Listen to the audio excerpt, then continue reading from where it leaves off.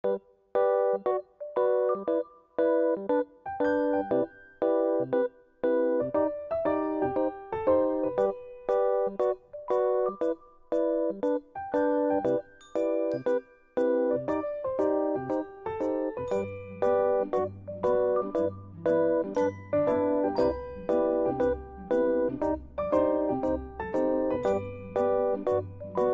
masa penjajahan Belanda di Jawa kuno, ada istilah juru selamat. Masyarakat Jawa pada masa penindasan percaya pada sejarah yang mencatat bahwa Raja Jayabara dari Kerajaan Kediri membeberkan konsep Ratu Adil bahwa suatu saat akan datang juru selamat yang akan membebaskan Nusantara dari penindasan.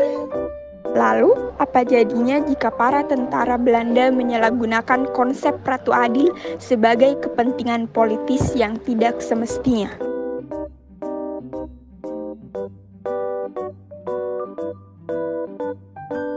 Sebelum itu, mari kita lihat letak terjadinya pemberontakan APRA.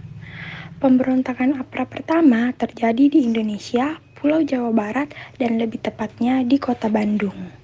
Latar belakang dari lahirnya pemberontakan APRA yaitu diakibatkan oleh peleburan Kenius ke dalam Angkatan Perang Republik Indonesia Serikat atau RIS. Seperti halnya latar belakang dari peristiwa Andi Asis maupun Republik Maluku Selatan. Dampak peleburan Kenial High Aplis efek yang besar bagi keamanan di wilayah Indonesia di tahun 1950 memiliki efek yang besar bagi keamanan di wilayah Indonesia. Pada tahun 1950, hasil KMB yang memaksa Kenial untuk berada di dua pilihan, bersedia untuk dimobilisasi atau bergabung sebagai bagian dari Aplis, mengakibatkan keraguan bagi sebagian kalangan mantan KNIP karena sejarah permusuhan Kolonel dan TNI semasa Perang Revolusi hingga isu diskriminasi terhadap mantan tentara KNIP. Gampang bagi mantan tentara Jawa Barat berhasil dimanfaatkan oleh golongan kolonialisme yang berhasrat untuk mengamankan kepentingan ekonominya, serta Raymond Westerling, mantan kapten klub Special Group Band yang sebelumnya dipecat oleh Jenderal Belanda, Simon Hendrik Pohl, dengan maksud agar menghindarkan Westerling dari tuntutan kejahatan perang. Westerling mulai menghimpun mantan Kenial dalam kesatuan tentara yang ia namakan sebagai Angkatan Perang Ratu Adil atau APRA. Westerling meyakini bahwa penggunaan konsep Ratu Adil akan membawa simpati masyarakat Indonesia untuk mendukungnya menentang pemerintahan Republik Indonesia Serikat. Dan dalam menjalankan aslinya, APRA memiliki dua tujuan, yaitu mempertahankan keutuhan negara Pasundan dan menuntut agar APRA menjadi tentara resmi yang menjaga negara Pasundan.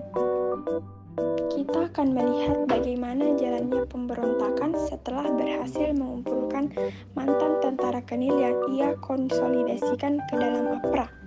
Raymond Westerling mulai menyusun rencana untuk melaksanakan kudeta terhadap pemerintah Indonesia tanggal 25 Desember di tahun 1949. Westerling menghubungi Burman Vreden, Panglima tertinggi Belanda yang kala itu diserahi tanggung jawab curahan kedaulatan Indonesia, di mana Westerling mengabarkan bahwa ia bersama dengan APRA akan melaksanakan kudeta kepada Soekarno setelah dilaksanakannya serah terima kedaulatan Belanda kepada Indonesia di tanggal 27 Desember 1945. Van Vreden memperingatkan Westerling agar tidak melakukan tindakan tersebut. Peringatan Vreden yang tidak diiringi dengan perintah penangkapan Westerling adalah suatu kesalahan besar karena kurang dari 1 bulan kemudian terbukti bahwa Westerling melaksanakan niat jahatnya yang membawa malapetaka baru bagi bangsa Indonesia, terutama untuk TNI dari Divisi Siliwangi. Di tanggal 5 Januari 1952, Westerling mengirim sebuah surat ultimatum kepada pemerintah RIS untuk menghargai negara-negara bagian, terutama negara Pasundan, serta pemerintah harus mengakui sebagai tentara Pasundan, dan apabila pemerintah tidak memenuhi ultimatum tersebut dalam kurun waktu 7 hari, maka akan timbul sebuah perang besar. Mendengar ultimatum tersebut, maka Muhammad Hatta selaku Perdana Menteri dari Republik Indonesia Serikat bersikap tegas dengan mengeluarkan perintah penangkapan terhadap Westerling, serta memutus Juanda di tanggal 20 Januari tahun 1950 untuk pergi ke negeri Belanda dan meminta kepada Belanda agar pasukan elit Regimen Spesialis Dupen atau Rasti yang dipandang sebagai kekuatan inti APRA untuk secepatnya dievakuasi dari Indonesia.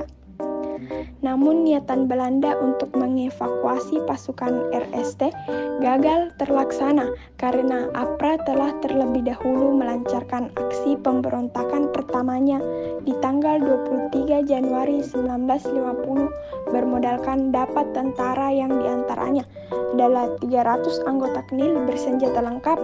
Mereka akhirnya menyerang kota Bandung di pagi hari. Pertempuran yang tidak seimbang terjadi antara pasukan dari Divisi Siliwangi yang berjumlah 18 tentara yang harus menghadapi 150 tentara APRA. Pasukan APRA menembak secara membabi buta setiap militer yang mereka temui di jalan pada pagi hari itu.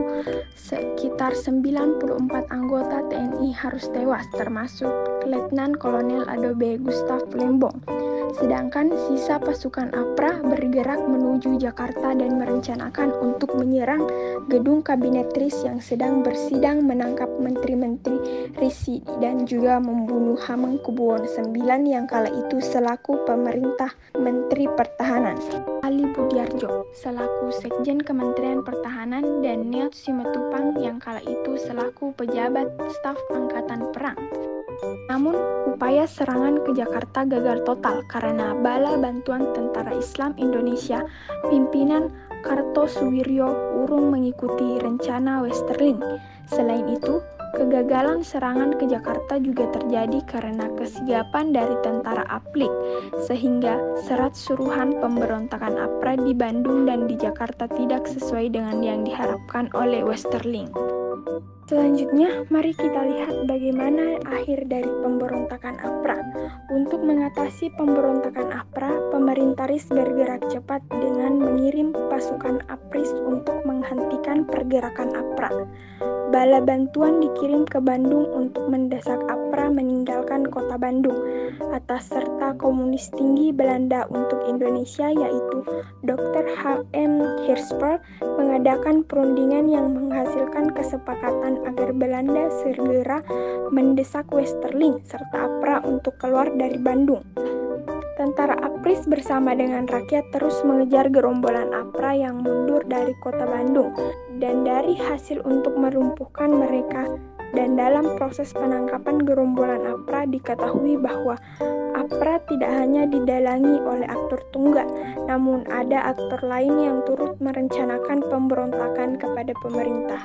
Sultan Hamid II, Tan Pontianak yang pernah menjadi ajudan dari Ratu Belanda dan ketua dari bagian Komskor Federal Overleg atau BFO dan perancang lambang Garuda, ternyata turut andil dalam rencana pembunuhan di Jakarta.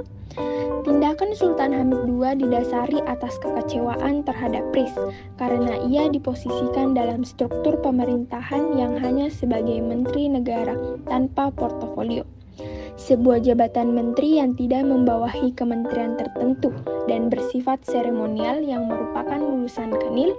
Ia merasa lebih pantas untuk menjabat sebagai Menteri Pertahanan dibandingkan dengan Hamengkubuwono IX yang berlatar belakang pendidikan sipil.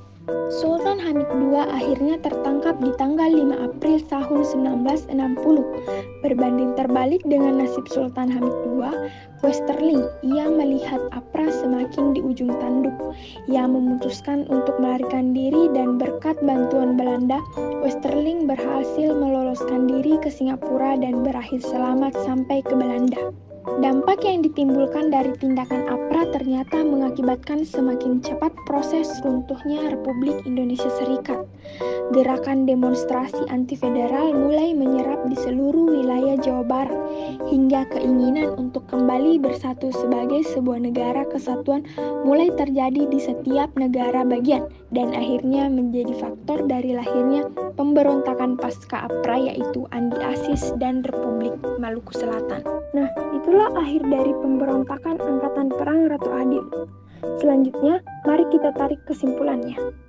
Kesimpulan dari materi pemberontakan Angkatan Perang Ratu Adil yaitu: pertama, latar belakang berupa peluburan Kenil ke dalam Apris. Kedua, jalannya pemberontakan diawali dari rencana kudeta terhadap pemerintah, ultimatum kepada APRA, penyerangan APRA ke kota Bandung, hingga rencana pembunuhan kepada beberapa pejabat di Jakarta. Ketiga, akhir pemberontakan, yaitu pemerintah RIS menggerakkan pasukan APRIS yang berhasil memukul mundur keluar dari kota Bandung. Penangkapan Sultan Hamid II dan larinya Westerling keluar dari Indonesia. Itulah kesimpulan dari materi kita kali ini.